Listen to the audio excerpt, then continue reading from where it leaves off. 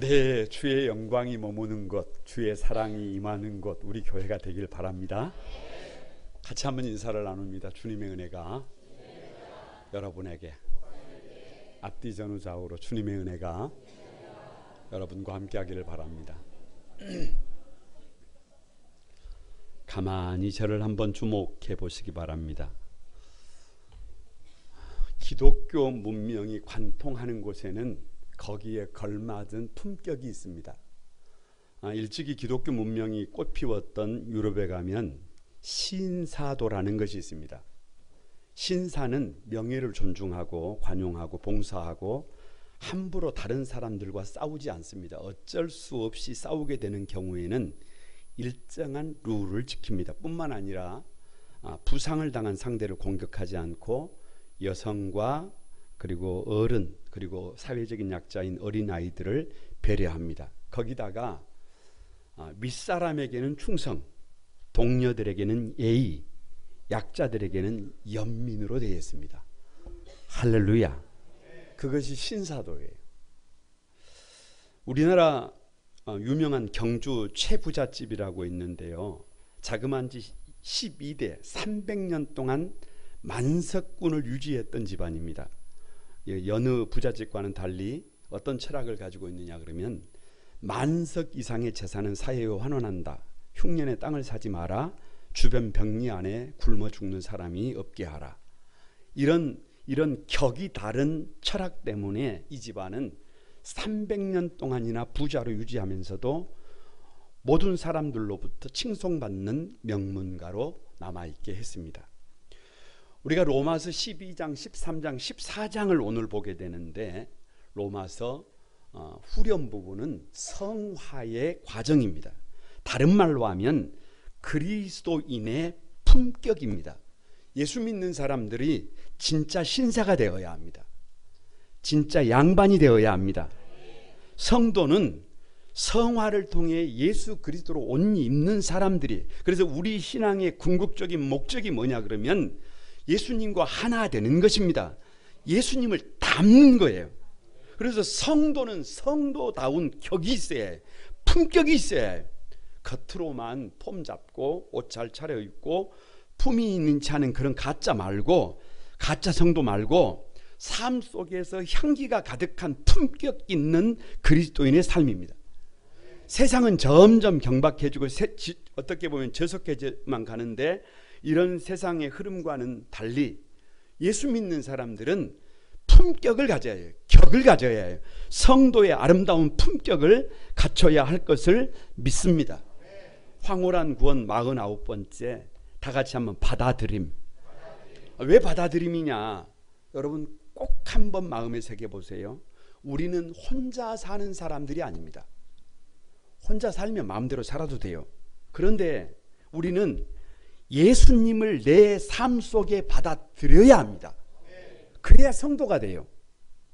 우리는 이웃을 내 몸처럼 서로 받아들여야 합니다. 혹시 우리 성도들 중에 나는 목사님 같이 하는 게 싫어요, 나는 혼자 있는 게 좋아요, 나는 누구랑 엮이지 않게 해주세요, 이거 고쳐야 해요. 할렐루야. 이걸 고쳐야 받아들임 안에 기쁨이 있고, 받아들임 안에 능력이 있고, 받아들임 안에 새로운 미래가 있습니다. 그것이 품격 있는 그리스도인의 삶임을 믿습니다. 어떻게 받아들임으로 품격 있는 믿음의 사람들로 세워질 것인가? 첫 번째가, 다 같이 한번 연약한 자를 인정하라. 1절 한번 같이 읽어봅니다. 1절 다 같이 읽어봅니다. 시작. 믿음이 연약한 자를 너희가 받되 그의 의견을 비판하지 말라. 왜 연약한 자를 인정하라고 하느냐? 여러분 그냥 식물의 세계를 한번 생각을 해보세요. 새순 떡잎이라 그래요. 여러분 강해요? 너무 연약합니다. 마음만 먹으면 어떤 새순도 어떤 떡잎도 그냥 뗄 수 있어요. 나무의 모양을 그냥 얼마든지 자유롭게 만들 수 있어요. 왜요? 연약하기 때문에. 동물의 세계도 마찬가지. 아무리 사자나 호랑이라고 할지라도 처음부터 강합니까? 아닙니다. 여러분 새끼는 연약해요. 보호를 받아야 해요. 금수의 왕인 사자 새끼가 별거 아닌 하이에나의 밥이 된다니까요. 왜냐? 연약하기 때문에 그래요. 새끼는 힘이 없어요. 자신을 지킬 수 있는 능력이 없습니다. 그것이 팩트예요. 사람의 세계도 별것 아니에요. 비슷합니다. 세상에는 강자가 있으면 반드시 약자가 있어요. 힘을 가진 사람들이 있으면 힘을 가지지 못한 사람이 있어요. 힘을 가진 사람과 힘을 가지지 못한 사람이 경쟁을 하면 누가 이겨요? 그걸 뭐하러 보러 와요? 나라도 마찬가지예요. 지금 팔레스타인 지역에서 전쟁이 벌어지고 있는데 하마스가 공격을 했어요. 이스라엘을 공격을 했는데 저 가자 지구 안에 있는 팔레스타인 그 지역에 사는 사람들 1인당 GDP가 3,096달러예요. 그러면 그 이스라엘 사람들은 GDP가 1인당 어떻게 되느냐? 52,170달러예요. 싸움이 돼야 안 돼요? 그건 싸움이 안 돼요. 17배 차가 나는데 무슨 수로 이깁니까? 방법이 없어요. 그리고 이스라엘 입장에서는 하마스는 연약한 존재예요. 이건 영적인 세계에도 마찬가지입니다. 그래서 그 사람이 연약하느냐 그 사람이 강하냐라고 하는 말은 상대적인 개념이에요. 예를 들면 제가 저보다 더 성숙한 목회자를 만나면 나는 뭔 목사가 되는 거예요?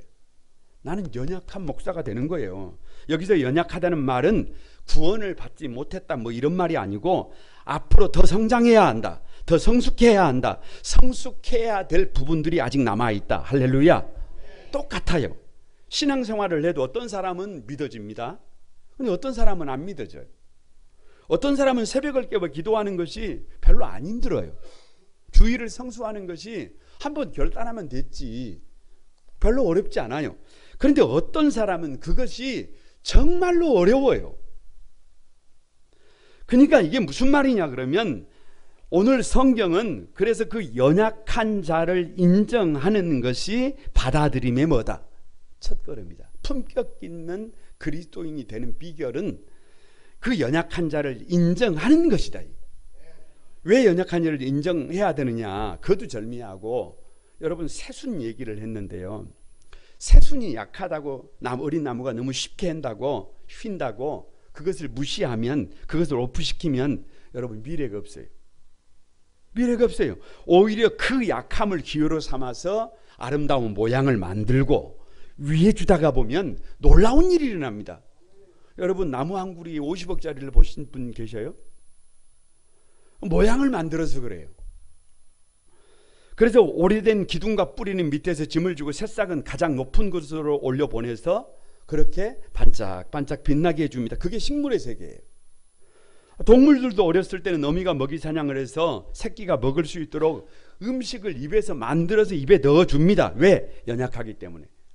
더 성장해야 되기 때문에. 이것은 영적인 세계도 마찬가지예요. 사람은 연약해질 때가 있어요. 너나 할 것 없이 세상을 살아가다가 보면 약해지는 순간이 있어요. 언제냐? 병들 때예요. 버림받을 때예요. 거절당할 때예요. 무시당할 때예요. 오해를 받을 때예요. 모욕을 당할 때예요. 소중한 것을 잃어버렸을 때예요. 조롱을 받을 때예요. 수치를 당할 때예요. 모멸감을 느낄 때입니다. 내가 생각했던 대로 일이 풀리지 않을 때예요. 자신의 노력으로 나의 노력으로 해결할 수 없는 일을 만날 때예요. 반복해서 실패할 때예요. 핍절함이 지속될 때입니다. 길이 멀다고 느껴질 때예요. 힘이 거의 바닥났다고 생각될 때입니다. 그러면 사람은 연약함을 절감합니다. 그러면 그 사람이 다른 사람이 아니라 그 사람이 연약한 사람이에요. 그 사람 지금 힘든 사람이에요. 그런 상태에 있는 사람들은 뭐가 필요해? 돌봄이 필요해요. 너나 할 것 없어요. 그런 연약함을 절감하고 있을 때 성경이 뭐라고 하느냐? 이유 없어요. 그냥 다 같이 믿음이 연약한 자를 누가 받아라?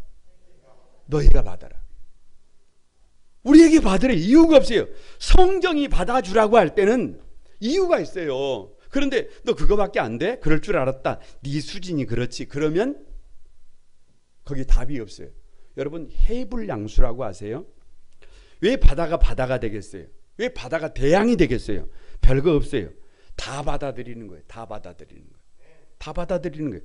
똥물은 똥물이라고 안 되고 오줌물은 오줌물이라고 안 되고 냄새가 나면 냄새가 난다고 안 되고 더러우면 더럽다고 안 되고 그러면 바다가 돼요 안 돼요? 그럼 바다가 안 돼요. 그런 것까지도 다 받아들이면 태평양이 되고 대서양이 되고 인도양이 되고 그 바다에는 인류의 미래가 있어요. 그 바다에는 우리가 상상하지 못하는 세계가 있어요. 그런데 하나님의 사람들이 자기 세계에 갇혀서 그걸 받아들임을 이해하지 못한다고 한다면 그 사람은 성장할 수가 없어요. 아니, 품격 있는 삶이 불가능해요. 여러분, 일본과 우리나라의 차이가 뭔 줄 아세요? 일본의 세계화는, 일본의 현대화는 1543년 얼마 되지 않아요. 포르투갈 상선이 왔어요. 그런데 그 상선에서 조총 2자루를 받아들입니다. 그리고 한 자루는 박물관에 전시를 내놓고 한 자루는 대장장이에게 보내가지고 그걸 분해를 해서 똑같이 총을 복제를 해요. 그 당시 일본 사회는 사무라이 시대예요. 사무라이 시대. 아무리 칼을 뽑아가지고 설쳐도 뭐 한 방이면, 총 한 방이면 그것이 일본의 역사예요. 그러니까 무슨 말이에요? 받아들이면 살고 받아들이면 성장하고 받아들이지 않으면 어떻게 되는 거예요? 거기에 멈춰 있는 거예요. 별거 없어요. 하나님의 백성들의 진정한 품격은 서로 받아줘야지. 서로 받아줘야 해요. 여러분, 왜 다윗이 전무후무한 왕이 되는 줄 아세요? 저 아둘람 명성이라 그래요. 가장 낮은 곳에, 가장 어려울 때, 그때 환난 당하는 사람들이, 빚진 사람들이, 마음이 원통한 사람들이 누구에게로 오느냐? 다윗에게로 와요. 기왕이 올 것 같으면 좀 어떤 사람들이 오면 좋은데, 힘 있는 사람, 포수가 나오는 사람, 뭔가 도움이 될 사람들이 오면 좋은데, 그렇게 환난 당하는 사람, 빚진 사람, 마음이 원통한 사람, 그래서 성경을 그들을 잡류라 그러네. 잡류. 그런 사람을 받아줬더니 어머니가 자식을 조건 없이 받아주는 것처럼, 나무가 새싹이 나오도록 자기 몸을 내어주는 것처럼, 여러분, 그렇게 내어줬더니 그들이 나중에 다윗 정부의 1등 공신들이 됩니다. 여러분, 우리 거룩한 꿈 한소망교회가 성도들이 약해져 있을 때, 병들어 있을 때, 거절당했을 때, 무기력해져 있을 때, 힘을 내지 못할 때, 인생의 풍랑을 만났을 때 조건 없이 넉넉한 품이 되어지기를 바랍니다. 우리 교회가 그런 교회였으면 좋겠습니다. 아니, 우리 성도들 한 사람 한 사람이 그런 연약한 자를 받아줘서 품격 있는 그리스도인의 삶이 되기를 바랍니다. 그것이 품격이 있는 그리스도인의 첫 걸음이, 첫 걸음. 왜 연약한 자를 인정해 줘야 되느냐, 설교를 가만히 준비를 하는데 우리 주님 생각이 나더라고요. 왜냐? 우리 주님을 유대인들이 거절했어요. 받아들이지 않았습니다. 왜냐? 우리 주님은 너무 연약한 자의 모습으로 유대인 곁에 있었어요. 주님은 어디 사셨느냐? 갈릴리 가불 땅에 살았어요. 가불 땅. 가불이 뭔 말이냐? 더럽다는 말이에요. 그러니까 좀 어디에 살아야 되는데, 좀 환경이 좋은 데 살아야 되는데 더러운 곳에 사셨다니까요. 이사야 53장 2절 말씀에 보면, 그는 주 앞에서 자라나기를 연한 순 같고 고운 모양도 없고 풍채도 없은즉 우리가 보기에 흠모할 만한 아름다운 것이 예수님에게 있어요, 없어요? 없다니까요. 그러니까 아무리 봐도 아름다운 것이 없어요. 모양이 없어요. 풍채가 없어요. 흠모할 만한 것이 없어요. 그냥 연약함 그 자체예요. 그래서 예수님을 보고 뭐라고 말했느냐 그러면, 나사렛에서 무슨 선한 것이 날 수 있느냐 거절했다니. 거절해. 받아들이지 않았다니까요. 그래서 예수님은 그 지역에서 기적을 행하지 않았다니까요. 그럼에도 불구하고 예수님은 뭐라고 말씀하시느냐, 지극히 작은 소자에게 행한 것이 곧 내게 행한 것이다. 무슨 말이냐? 자기를 그 시대의 가장 연약한 자들과 동일시했다니까요. 무슨 말이에요? 지극히 작은 소자를 받아들이면 누구를 받아들이는 것이 되는 거예요? 하나님을 받아들이는 것이 되는 거예요. 전능자를 받아들이는 것이 되는 거예요. 그러니까 우리가 성장할 수 있는 비결이 뭐예요? 지극히 작은 소자를 받아들였더니 누가 커져 있어요? 내가 커져 있다니까요. 그래서 예수님께서는 늘 말씀하십니다. 이미 가장 연약한 자의 모습으로, 소자의 모습으로 누구 곁에 와 있는 거예요? 내 곁에 와 있어요. 내 곁에. 그 소자를, 그 연약한 자를 내가 받아들이면 누가 성장하고, 내가 성장하고, 내가 성숙하고, 내가 여러분 격이 있는 삶을 사는데 늘 우리의 시각은 어디에만 있어요? 그게 문제예요. 그래서 연약한 자의 의견을 비판하지 말라고 하셨는데 더 이상 스스로 하나님처럼 연약한 자를 심판하지 마라. 연약한 자를 심판하는 것은 그것은 너의 편견이고 너의 무지고 너의 교만 때문이라는 거예요. 그래서 받아들임의 품격 있는 그리스도의 첫걸음이 뭐냐? 여러분 옆 사람을 한번 축복합니다. 연약한 자를 받아들이는 것이 품격의 첫걸음이다. 좀 격이 있어야 되지 않겠어요? 여러분 믿음으로 달려가면서 저와 여러분의 삶이 이제는 좀 여러분 각도가 좀 나와야 되지 않겠어요? 그 주인공들이 여러분이 되시길 바랍니다. 어떻게 받아들임으로 품격 있는 그리스도인이 될 것인가? 두 번째가 다 같이 한번 다름을 인정하라. 다름을, 나와 다르는 것을 인정해야. 2절과 3절을 한번 읽어봅니다. 다 같이 한번 읽어봅니다. 시작. 어떤 사람은 모든 것을 먹을 만한 믿음이 있고 믿음이 연약한 자는 채소만 먹느니라. 먹는 자는 먹지 않는 자를 업신여기지 말고 먹지 않는 자는 먹는 자를 비판하지 말라. 이는 하나님이 그를 받으셨음이니라. 왜 다름을 인정해야 되느냐? 혹시 여러분 아디아포라라는 말을 들어보신 적이 있으세요? 뭐라고요? 네, 아디아포라. 이 무슨 말이냐? 아디아포라라는 말은 선도 아니고 악도 아니고 이래도 별 문제가 안 되고 저래도 별 문제가 않는 것을, 다시 말하면 본질이 아니라 비본질적인 문제를 총칭해서 다 같이 아디아포라. 그냥 아디아포라라 그래요. 그래서 오늘 본문에 예를 들었는데 이런 걸 예를 들었어요. 오늘 이 본문은 로마 교회에 보내진 서신이란 말이에요. 로마 교회에는 두 부류의 사람이 있어요. 하나는 유대인들이에요. 유대인 출신 크리스찬들이에요. 이 사람들은 어렸을 때부터 음식 규정이 분명해요. 예를 들면 고기를 먹을 때 발굽이 갈라지고 대세김질을 하는 짐승만 먹어야 해요. 소 먹을 수 있어요. 양을 먹을 수 있어요. 여러분 염소를 먹을 수 있어요. 사슴을 먹을 수 있어요. 그런데 발굽은 갈라져 있어도 대세김질을 못하는 돼지고기는 안 된단 말이에요. 이게 평생 훈련이 된 사람들이에요. 이 사람들 먹겠어요? 안 먹겠어요? 당연히 안 먹죠. 그런데 로마는 유대 지역이에요? 이방 지역이에요? 이방 지역이에요. 헬라 사람들이 살아요. 여러분 이방인들은 음식 규정이 없어요. 고기는 왜 못 먹는 거예요? 없어서 못 먹지. 어떤 고기라도 고기만 있으면 아무 상관없이 먹어요. 묻습니다. 여러분에게 묻는 거예요. 고기를 먹는 것이 옳습니까? 먹지 않는 것이 옳습니까? 그때는 아디아포라. 그게 아디아포라예요. 다시 묻습니다. 여러분 3절 말씀에 모든 것을 먹을 만한 믿음이 있는 사람과 믿음이 연약하게 채소만 먹는 사람을 예로 들고 있어요. 왜냐? 로마에는 대형 신전이 있어가지고 거기에 제단에다가 고기를 막 이렇게 올려놓고 그 다음날 그 고기가 아침 시장에 나와요. 재물이 나와요. 재물이 나와. 그러면 여러분 생각을 해보세요. 어떤 사람들은 하나님이 지으신 모든 것이 선함에 감사함으로 받으면 버릴 것이 있다 없다? 배고픈데 지금 뭔 상관이냐? 뭘 먹는들? 그래서 먹을 만한 믿음이 있는 사람들이 있고, 여러분 어떤 사람들은 예수 믿는 사람들이 제단 위에 올려진 음식을 먹으면 된다 안 된다? 안 된다. 그래서 먹지 않는 사람들이 있다 없다? 묻습니다. 여러분 제단에 올려진 음식을 먹어야 합니까? 먹지 말아야 합니까? 아디아포라. 우스갯소리가 있어요. 우스갯소리가 있어요. 전라도 처녀와 경상도 총각이 만나서 결혼을 했어요. 그래서 행복하게 살아가고 있는 어느 날 저녁에 배가 고파 감자를 좀 삶았어요. 남편이 옆에 있는 소금에다가 감자를 찍어서 먹으려고 이게 찍어서 먹었는데 이게 소금이 아니고 설탕이네. 그러니까 아내에게 하는 말이, 아니 무슨 감자를 소금에 찍어 먹어야지 설탕에 찍어 먹냐. 그러니까 이 전라도 아내가 하는 말이, 무슨 말이냐, 감자는 설탕에다가 찍어 먹어야지 소금이 웬 말이냐. 그래서 대단히 싸웠어요. 그래서 결국은 어디까지 갔어요? 이혼하기 위해서 법정에까지 갔어요.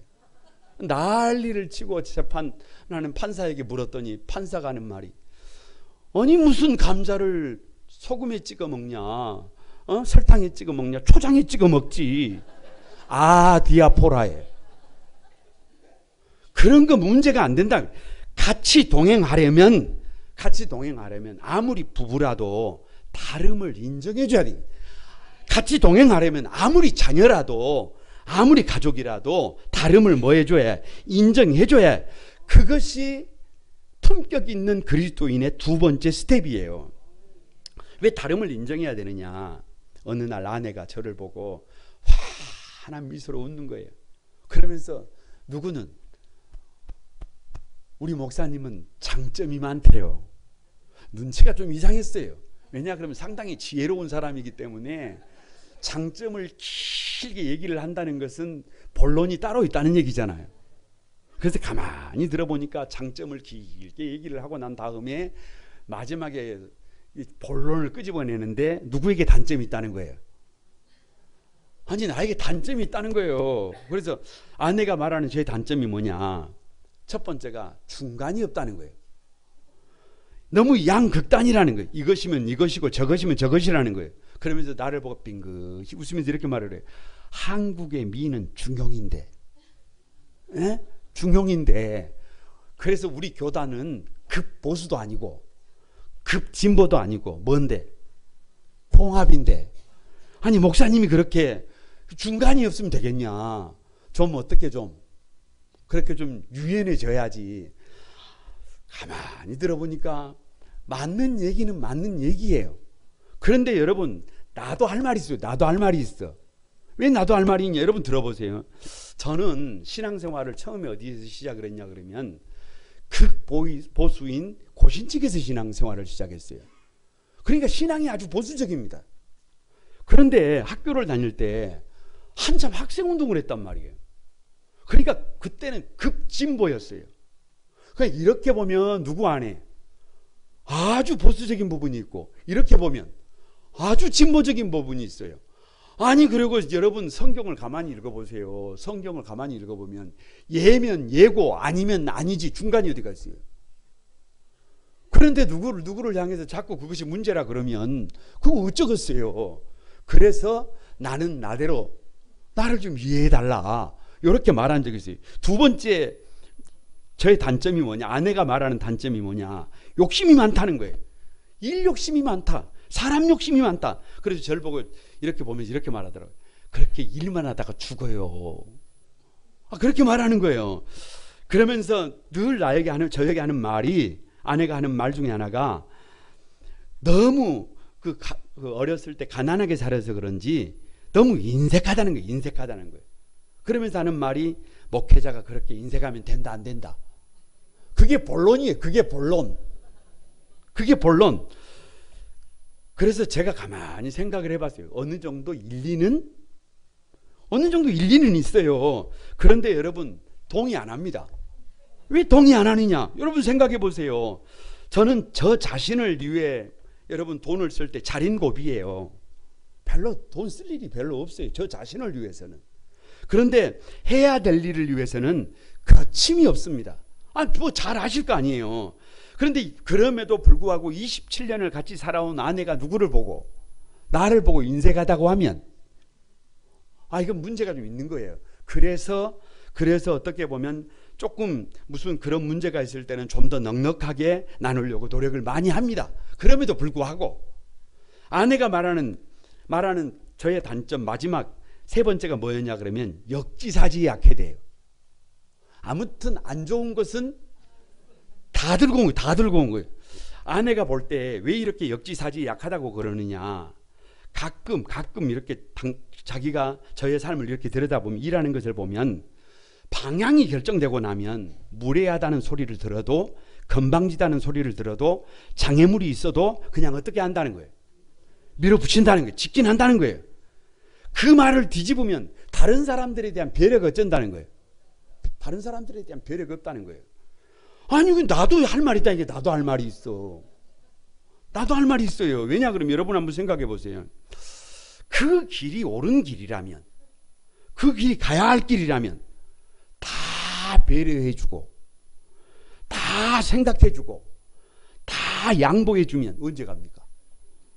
언제 가요? 도대체 언제 가요? 예를 들면 우리 성도들의 삶을 가만히 보면 다들 힘들어요. 피곤해. 그러면 새벽기도 때 좀 새벽기도 쉬지 말고 좀 어떻게 해야 해요? 아이고 집사님 새벽기도 나오지 말고 좀 푹 쉬시오. 죽을 때까지 새벽기도 못 해요. 목사가 하는 일이 뭐예요? 그럼에도 불구하고 새벽기도 하다가 죽읍시다. 아멘이라도 좀 하시오. 아니 그게 목회잖아요. 그게 목회. 그래서 가끔은 성도들이 싫어해도 가끔은 환영하는 사람이 없어도 그 길이 가야 할 길이 아니라면 어떻게 가요? 거침없이 가요. 그럼에도 불구하고 여러분, 진정한 품격은 서로 다름을 인정하고 있는 모습 그대로 받아주는 거예요. 그래서 4절에 먹는 자는 먹지 않는 자를 없이 여기지 말고 먹지 않는 자는 먹는 자를 비판하지 말라. 왜? 다 같이 이는 하나님이 그를 받으셨다. 이미 하나님이 받으셨는데 우리가 왜 아니라고 얘기합니까? 여러분, 사자 같은 남편이 있어요. 소 같은 아내가 있어요. 그런데 서로 자기 입장만 고집한다고 생각해 보세요. 아니 사자가 소에게 고기를 던져주면서 맛있게 드시오 그러면 아내가 그걸 먹습니까? 아내가 풀 요리를 잘 해가지고 사자에게 주면, 사자 남편에게 주면 여러분 맛있게 먹겠어요?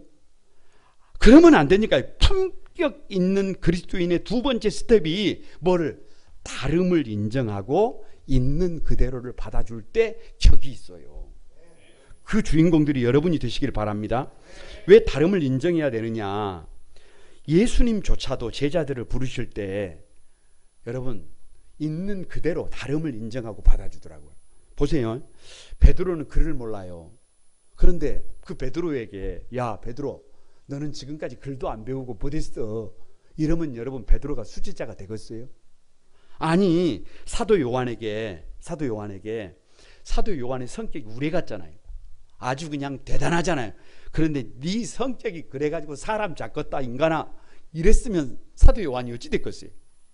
아니 여러분 저 도마가 믿음이 없잖아요.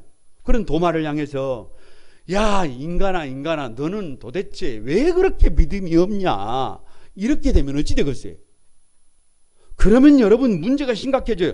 그런데도 불구하고 주님은 그냥 한 사람 한 사람 있는 모습 그대로를 불러주셨고 다 같이 사랑하시되 끝까지 사랑해 주셨어요. 그냥 끝까지 사랑해 주셨어요. 그 결과가 뭐예요? 제자가 되잖아요. 수제자가 되잖아요. 제자들이 예수님의 손과 발이 되잖아요. 끝까지 복음을 전하잖아요. 죽기까지 충성하잖아요. 왜요? 있는 모습 그대로 받아주셨기 때문입니다.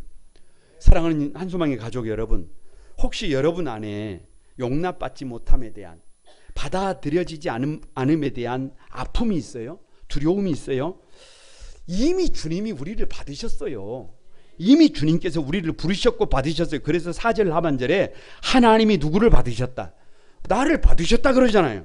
우리 한소망의 모든 성도들이 주님 앞에 나올 때 두 팔을 벌리고 어린아이가 어미 품에 안기시지 여러분 있는 모습 그대로, 상처 입은 모습 그대로, 실패한 모습 그대로, 어렵고 힘든 모습 그대로, 좌절하고 절망한 모습 그대로 아멘이라도 좀 하시오. 거리낌 없는 여러분 모습으로 그분의 품에 그냥 안기시기를 바랍니다. 그래서 힘을 얻으시기를 바랍니다. 힘을 얻고 더 얻어 나아가 반드시 세워지기를 주님의 이름으로 축복합니다. 옆 사람을 한번 축복합니다. 다름을 인정하고 있는 모습 그대로 받아들이는 것이 그게 격이다. 그것이 품격이다. 그 주인공들이 여러분이 되시기를 바랍니다. 어떻게 받아들임으로 품격 있는 그리스도인이 될 것인가? 마지막 세 번째가 다 같이 한번 주님의 자리에 서지 마라. 4절 한번 읽어봅니다. 4절 다 같이 읽어봅니다. 시작. 남의 하인을 비판하는 너는 누구냐? 그가 서 있는 것이나 넘어지는 것이 자기 주인에게 있음에 그가 세움을 받으리니 이는 그를 세우는 권능이 주께 있음이라. 자 보세요. 여기 남의 하인을 비판하는 너는 누구냐? 이 말은 그냥 이 말씀 안에 전제가 있어요. 여기 모여있는 우리 각자는 다 하나님의 사람들이에요. 할렐루야. 다 주님의 사람들이에요. 주님이 세운 일꾼들이에요. 주님께서 한 사람 한 사람을 세울 때는 목적을 가지고 세운 사람들이에요. 주님께서 필요를 따라 그 자리에 세워놓은 사람임을 믿습니다. 그러기에 누가 하나님의 자리에 앉아서 내가 하나님이 아니잖냐, 하나님의 자리에 앉아서 하나님의 자리에 서서 비판하고 심판할 문제가 아니다. 왜? 내가 주인이 아니에요. 내가 세워놓은 사람들이 아니에요. 그래서 그 사람에게 부족한 것이 있다면, 그 사람에게 모자란 것이 있다면 뭐 하면 될 뿐이에요? 도와주면 그뿐이에요. 함께 손잡아주면 그뿐이에요. 그런데 선을 넘는다는 거예요. 너는 누구냐? 이 말은 네가 선을 넘는다 그 말이에요. 하나님의 비밀로서의 교회를 여러분 한번 생각을 해보세요. 성경은요 특정해서 이렇게 말합니다. 교회는 만물을 충만케 한다. 그게 교회가 세워지면 우리 인생이 세워집니다. 교회가 세워지면 가정이 세워집니다. 교회가 세워지면 자녀들이 세워집니다. 교회가 세워지면 산업도 세워지고 시대와 역사가 반드시 세워집니다. 그런데 교회 막상 교회에 나와서 교회를 가만히 보니까 이거 교회가 문제가 많아요. 옆에 있는 성도들을 보니까 성도들 하나같이 문제가 많아. 아니 넘어야 될 산이 많아요. 넘어야 될 산이 많아. 저래 가지고 될까? 아무리 누가 생각을 해도 내가 생각을 해도 안 돼. 불가능해. 아이고 어린 반푼어치도 없다. 이런 생각이 막 들어요. 이런 생각이 든다고 쳐요. 그래서 하나님의 자리에 앉아서 주님의 자리에 앉아서 이거 저래 가지고는 안 돼. 이렇게 판단을 했단 말이에요. 그런데 주님의 말씀이 뭐냐? 여러분 이렇게 말씀하시는 거예요. 지금 교회는 공사 중이다. 이미 공사가 시작되었기 때문에 곧 교회다운 교회가 된다. 할렐루야. 곧 성도다운 성도가 된다. 시작이 반이라니까. 저 건너편에 아파트 공사를 시작했어요. 그러면 어느 날 보세요. 다 돼 있어요. 여러분 주님 앞에 달려나온 저와 여러분의 미래가 그렇습니다. 지금은 부족한 것 같지만 때가 되면 누가 세우십니다. 그래서 그가 서 있는 것이나 넘어지는 것이 누구에게 있다? 저와 여러분에게 있는 게 아니에요. 주인에게 있다. 주인에게. 지금 그가 서 있다면 그것은 주님의 뜻이고 그가 지금 넘어져 있다면 그것도 주님의 뜻입니다. 그런데 주인도 아닌 사람이 주인의 자리에 앉아서 주님의 자리에 앉아서 하나님의 자리에 앉아서 스스로 하나님이 돼서 그걸 판단하고 정죄하고 비판하고 있다면 여러분 그걸 격이라고 말하지 않아요. 왜 주님의 자리에 서지 말라고 하느냐? 목회자로 가만히 살다가 보니까요. 교회를 섬기다가 보면 두려움이 많습니다. 무슨 두려움이냐? 여러분 하나님께서 맡겨주신 우리 교회에 맡겨주신 성도들을 바르게 세워야 하잖아요. 올곧게 세워야 되잖아요. 성도들 한 사람 한 사람을 정말 하나님의 사람으로 세워야 하는데 아니 우리 다음 세대들을 돋는 해 아침 빛처럼 세워야 되는데 그게 마음대로 안 되잖아요. 그래서 안타까움이 있어요. 그래서 문제의식이 있어요. 여러분 담임 목사로서 우리 교회에 부교역자들이 있는데 동역을 할 때도 사실 가끔 두렵습니다. 뭐가 두렵냐 그러면 주님께서 이렇게 말씀을 하시는 것 같아요. 내가 너에게 맡겼다. 아직은 새싹이니까 아직은 조금 더 다듬어져야 하니까 네가 좀 잘 다듬어 봐라. 네가 잘할 수 있지. 너만 믿는다. 그러면 내가 어떻게 해야 되겠어요? 이게 쉬운 문제가 아니잖아요. 그래서 할 수만 있으면 좀 잘 세우고 싶어요. 교역자다운 교역자들로 세워보고 싶습니다.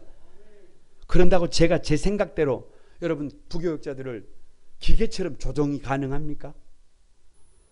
아니 그럴 수가 없다니까요. 그래서는 안 된다니까요. 다만 제가 하는 방법이 뭐냐 그러면 어떻게 준비를 하고 어떻게 설교를 하고 어떻게 사역을 하는지 어떻게 목회를 하는지 옆에서 보게 하는 거예요.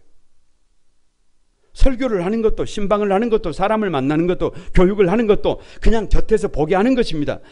그러나 아무리 제가 담임이지만 제가 기억할 것이 뭐예요? 오늘 4절 하반절에 다 같이 한번 이는 그를 세우시는 권능이 누구에게 있다? 나에게? 그 권능이 여러분에게 있어요? 그게 아니라니. 성도들 한 사람 한 사람을 세우는 것도 우리 다음 세대를 세우는 것도 우리 교역자들을 세우는 것도 결국은 누가 하신다? 그 주님이 하신다. 이것을 인정하는 것이 사실 품격 있는 그리스도인들의 세 번째 스텝이에요. 왜 주님의 자리에 서지 말라고 하느냐? 그것도 절미하고 우리가 하나님이 아니라는 거예요. 우리가 주권자가 아니라는 거예요. 우리가 하나님의 자리에 앉아서 다른 사람을 판단하고 심판해서는 된다 안 된다? 안 된다는 거예요. 왜? 사람을 지으신 분이 누구예요? 우리 하나님이에요. 사람을 부르시고 빚으시고 지금 세워가고 계신 분이 누구예요? 우리 하나님이에요. 여러분 한번 묻습니다. 여기 아주 소극적인 사람이 있어요. 하나님이 이 소극적인 사람을 쓰시는 이유가 뭐예요? 소극적이기 때문에 써요. 잘 들어보세요. 여기에 아주 적극적인 사람이 있어요. 근데 하나님이 적극적인 사람을 쓰는 이유가 뭐예요? 뭘 묻으러 물어봐요. 적극적이기 때문에 쓰지. 이것이 신묘막측한 비밀입니다. 소극적이기 때문에, 적극적이기 때문에, 그 약함 때문에, 그 문제 때문에 하나님이 쓰시는 것을 믿습니다. 나를 지으신 이가 하나님이시고, 나를 부르신 이가 하나님이시고, 나를 보내신 이도 하나님이시고, 나의 나된 것은 다 뭐예요? 하나님의 은혜예요. 하나님의 은혜. 그래서 이 세상에서 우리의 몫이 뭐냐? 각자의 자리에서 누구 자리에 앉지 말고, 주님의 자리에 앉지 말고, 하나님의 자리에 앉아서 비판하고 책임을 전가하는 삶을 살지 말고 각자의 자리에 겸손하게 앉아서 최선을 다하는 거예요. 참 가슴이 아픈 것이 뭐냐 그러면, 주님의 몸된 교회를 섬기다가 보면 때로는 질병이 와서 어려움을 겪는 성도들이 있어요. 때로는 큰 문제를 당해서 어려움을 겪는 성도들이 있어요. 그러면 여러분, 그 많은 사람들 중에 왜 그것이 누구에게 저런 아픔이 있을까? 저런 어려움이 있을까? 막 아프잖아요. 한 2달 정도 전에 막내가 팔을 좀 크게 다쳤어요. 팔을 좀 크게 다쳐가지고 오랜 시간을 통해서 수술을 하고 지금 회복 중에 있는데, 참 감사한 것은 이놈이 아주 긍정적이라는 거예요. 뭐가 이렇게 다쳐가지고 있어도 아주 긍정적이라는 거예요. 감사할 일이에요. 감사할 일. 그런데 애비로서 이 팔을 다쳐가지고 있는 그 모습을 생각하면 가슴이 아파요. 그래서 하나님 앞에 기도했던 것이 그거예요. 평소에는 자식들을 놓고 그렇게 기도를 많이 못했어요. 근데 요즘은 기도할 때 마지막에 반드시 누구 이름 석자를 불러가면서, 그 막내 이름을 불러가면서 위에서 이렇게 빨리 속히 회복되도록 기도하는데, 묻는 게 그거예요. 하나님, 저 어린 아이에게 왜 저런 고통을 주셨습니까? 이렇게 물을 때 주님께서 어느 날 그렇게 말씀을 하시더라고요. 사람이 할 일이 있고 하나님이 할 일이 있어요. 여러분, 우리가 최선을 다해서 이게 정상적으로 회복되게 하는 노력을 하는 것은 누구 몫이에요? 우리 몫이에요. 그런데 그 다음에 돌아오게 하는 것은 그 누구 몫이에요? 하나님의 몫이에요. 그런데 사람이 하나님의 자리에 앉아서 그것의 옳고 그름을 따지고 있으면 상처가 된다니까요. 우리는 하나님이 아니라니까요. 우리가 돌아오게 할 수 있는 사람들이 아니라니까요. 다만 우리는 우리의 겸손한 자리에 앉아서 최선의 노력을 다할 뿐이에요. 우리 한소망의 사랑하는 성도들에게 그런 은혜가 있게 되기를 바랍니다. 사랑하는 성도들이 어려움을 당하고 아픔을 당하고 눈물을 흘리고 있을 때 누구의 자리에 앉아서? 하나님의 자리에 앉아서 그것을 판단하고 정죄하고 비판한다? 그건 여러분 격이 아니에요. 우리가 할 일이 뭐예요? 겸손하게 그 곁에서 손 잡아주는 것이고, 최선을 다해서 기도해 주시는 것이고, 협력해 주시는 그것이 격임을 믿습니다.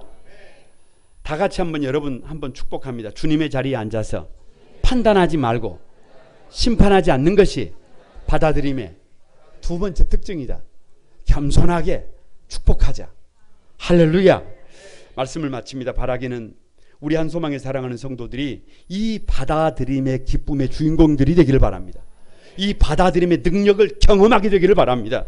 이 받아들임을 통해서 여러분의 세계가 광대해지기를 바랍니다.